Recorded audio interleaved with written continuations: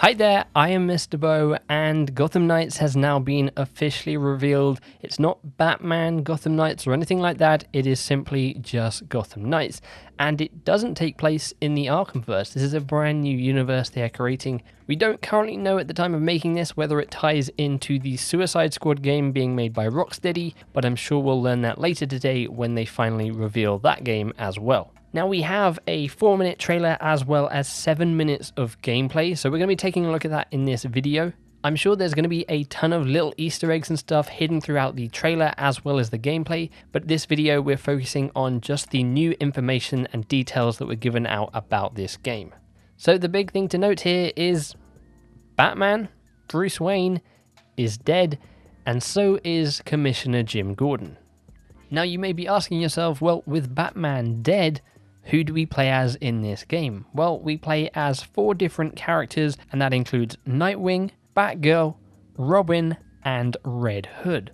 Now, of course, all of them are going to have their own different abilities and styles of play. For instance, Batgirl is going to be maybe more of the stealth and being able to glide around the city, whereas Red Hood, you're probably not going to be able to glide around the city as easily, and you're probably going to be more of an offensive character who isn't really going to stick to stealth. Now, we see from the gameplay that it is fairly similar to what we saw in the Arkham series in terms of the combat flow and the traversal, though it also seems like we're getting more sort of RPG upgrade mechanics here, as we can see when we take out enemies, and we can now see the level of the enemy we're going after. So you can see all these enemies that Batgirl is taking out are level 10, and when we kill them we not only get XP, but it also seems we get some kind of material, probably going towards some sort of skill tree, an upgrade system, maybe like what we saw in the Arkham games, or something completely brand new we don't know at this current time. It has been confirmed that this game is indeed co-op, so we don't know how many people you can play with at this current time, whether it is indeed 4 people at once and you can have all 4 heroes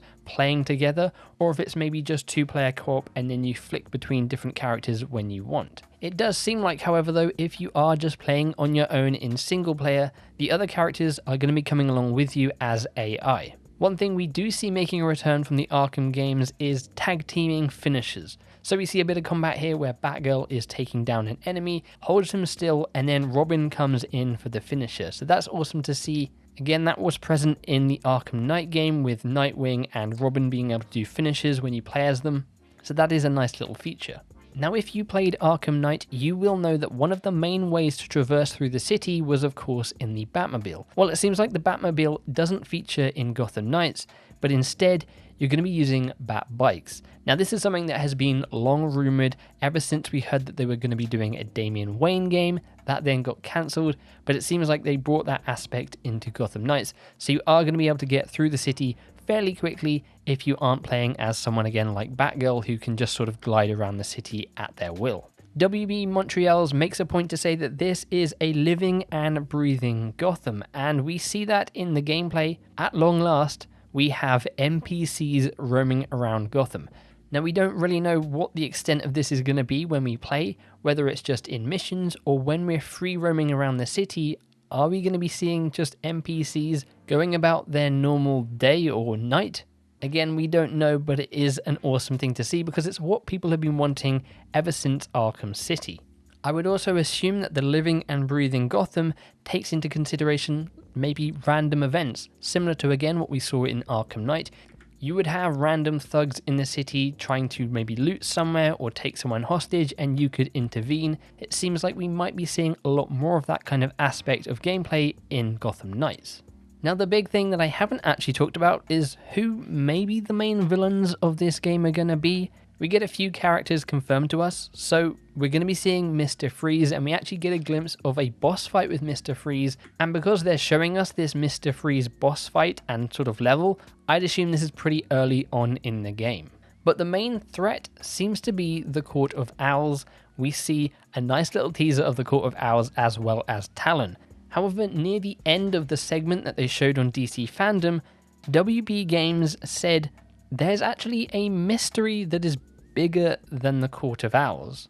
Now, I'm not entirely sure what that means. Maybe there is a greater threat than the Court of Owls, and hopefully that is not the League of Shadows and Ra's al Ghul.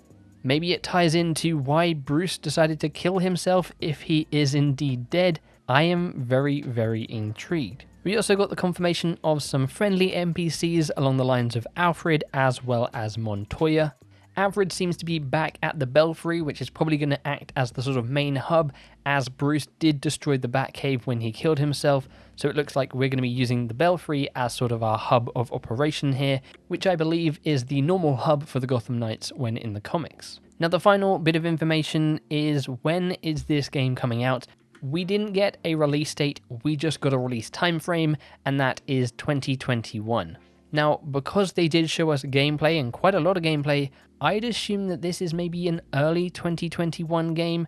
I think that would work quite nicely. The new consoles have just come out. We need a nice co-op, single-player game to just get our teeth into, and what better game than Gotham Knights? And then we'd maybe see the Suicide Squad game launch either at the end of 2021 or the end of 2022. Of course, there is a chance that Gotham Knights will come out at the end of 2021, which would be a bit of a shame because I am super hyped to play this game, but they can take all the time they need. So there you have it. That is the reveal of Gotham Knights. I am super excited. I wasn't really expecting this kind of game. I was expecting something that was similar to the Arkham series, where we could just sort of switch between different characters at different points in the game. We're kind of getting that, but it's more of a co-op game with a lot more sort of maybe RPG and upgrade mechanics. We don't know how big this version of Gotham is. It does look like it's at least fairly different from what we've seen in the Arkham games.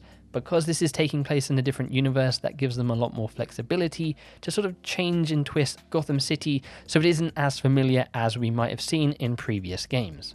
The fact that they have confirmed that we're getting a vehicle with the Batbike makes me feel like it is probably going to be a fairly big place to explore.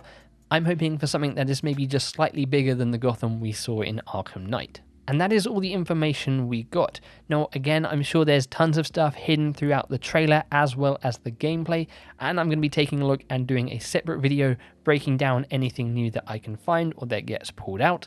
Let me know in the comments below, what do you think about Gotham Knights? Does it excite you? Is it what you were expecting? Or is it maybe not along the lines of what you wanted from a new Batman/Gotham game?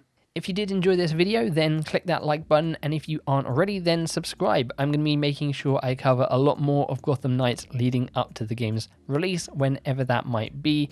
And I'll be doing a separate video tomorrow going over all the information we get from Rocksteady's Suicide Squad Kills the Justice League game, which is being revealed later this evening during the DC fandom.